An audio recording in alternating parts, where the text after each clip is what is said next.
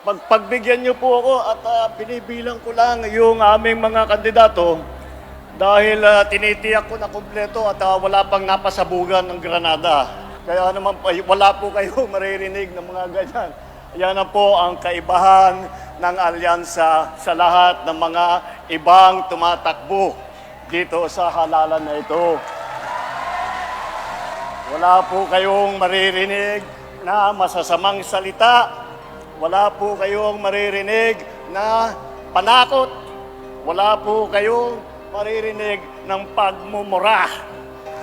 Dahil po, nakita nyo naman po, narinig nyo po ang programa ng ating mga kandidato. Hindi lamang ang programa, mas mahalaga pa siguro ay ang kanilang nagawa na. At kung titignan nyo po ang record po nila, ang lagi lang kanilang iniisip ang kapayapaan at ang kaunlaran para sa bawat Pilipino, para sa buong Pilipinas.